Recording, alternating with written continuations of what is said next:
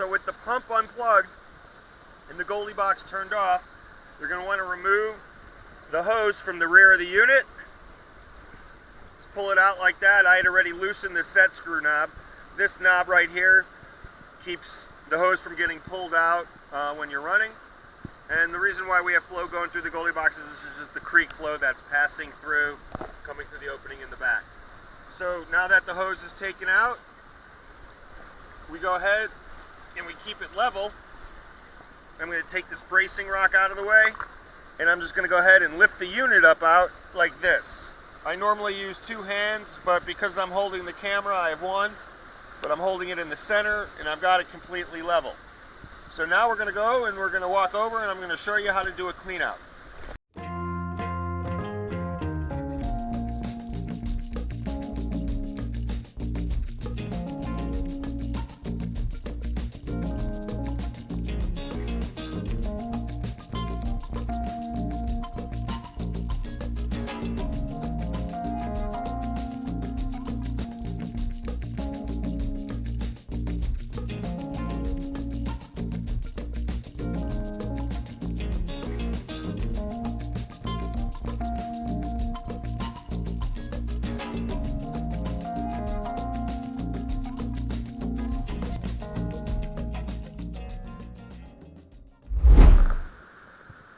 Video demonstration on how to clean out the GoldiBox. We've been running for about an hour, so we're full of material. The first thing that you're going to want to do is hold it against your body and remove the flexible connecting tabs. I pull the top one out first, rotate it down, and just pop it out. Then I come around to the other side, same thing. Do the top one first, rotate it down, and pop it out. It's flexible. The reason why I hold it against my body is if I need to alleviate some of the tension and pressure on these connectors, a little pressure holds it, and then these will pop right out. Always put these in a safe place. I'm pretty consistent. I always put these on the same rock all afternoon. This way I don't lose them. Okay, now we're ready to separate the GoldiBox.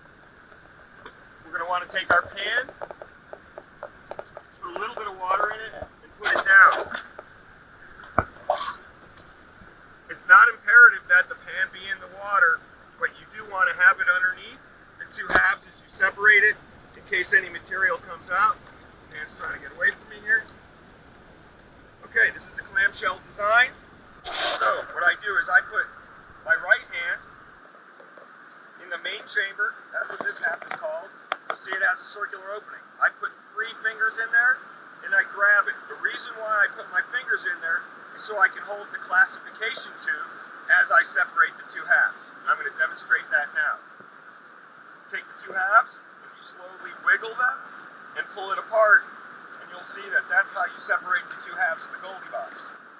As I mentioned, the first half right here is the main chamber.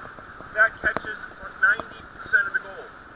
This is the trap on the back end for nuggets or anything that might escape the main chamber. With the pan underneath the main chamber, you're going to submerge it in water and you're going to rotate it 180 degrees upside down. So the curve, the roof of the GoldiBox is now at the bottom, and you're going to now just tilt the GoldiBox and empty the material out into the pan. Submerge it again, turn it level, give it a little rinse, shake, look in there. If there's any material, just give it one more time and dump it out. The GoldiBox main chamber is now clean. I'm just going to take this time to put the pan down for a second and just show you the classification tube that I was talking about. It's removable, and if you separate your two halves of the GoldiBox and you don't have your fingers on the tube from the inside that sits in a collar, it may tend to pop out when you pull out the main chamber. Not a big deal, but it's just harder to reseat. So it's more of a convenience thing. So anyway, that's what you do. You just put this off to the side now, and now it's just straight up panning. And you can see the size of the material. A lot of cons, smaller. So we'll go ahead and just start giving it a whirl. Get that all stratified.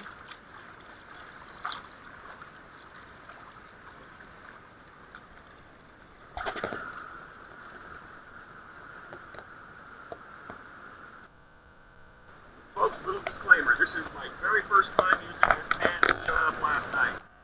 There's a little speck right there.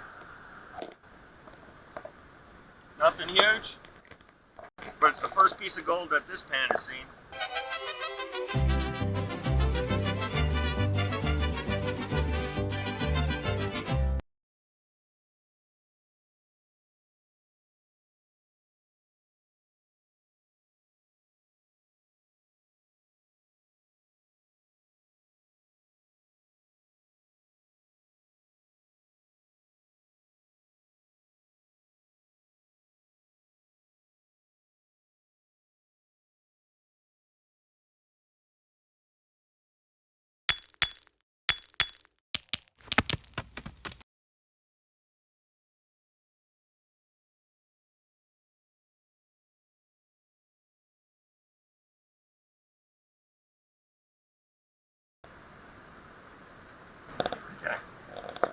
Just do normal. A couple little taps and a reveal. Let's see what we got. You the little cheater. So you guys can all go have dinner before you to death watching all this painting.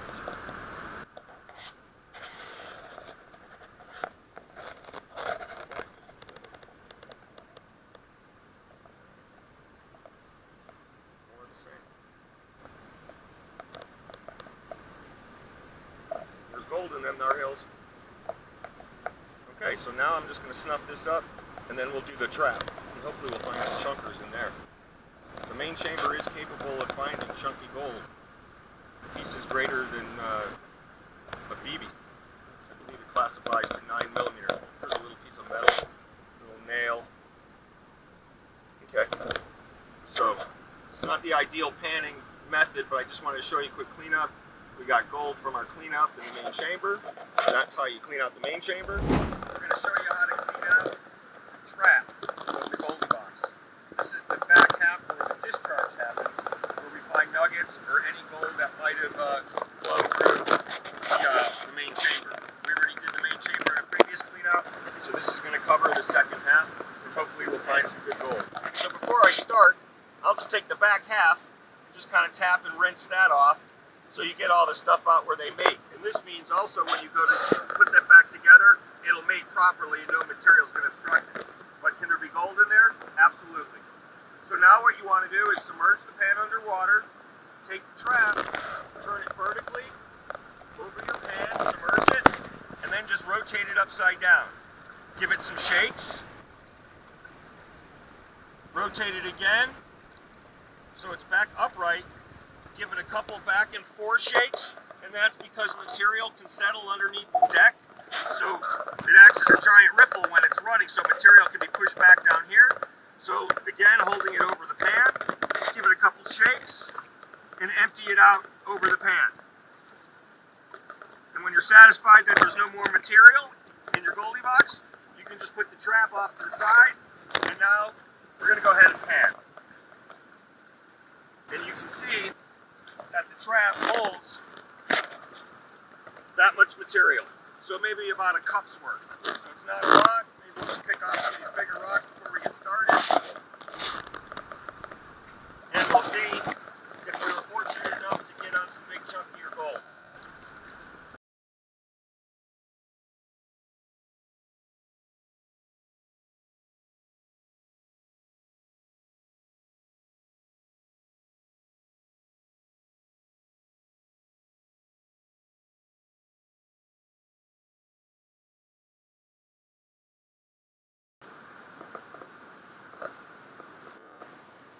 Since there's not all that much material, we're going to have to take it down that way. Now we can just tap, tap, tap, tap, tap to a reveal. See if we find any gold. So I see a small little speck over here. Little piece there. Right there. Little piece of metal. Some more lead. Okay, so there's some smaller flower gold right up in here. And you may be wondering, well, why didn't the main chamber catch that? Well, it probably did. But the main chamber recirculates, so this way it doesn't build up pressure and back up the system. it needs a place to discharge some of the material. So it's kind of like a fluid sluice box, but as that's boiling and discharging material, it gets discharged into the main chamber. So from the main chamber into the nugget trap. So as you can see, the nugget trap is also capable of catching extremely fine, small gold. So feel pretty comfortable that if you're on the gold, your GoldiBox will catch it. That's how you clean out the GoldiBox. Thanks for watching.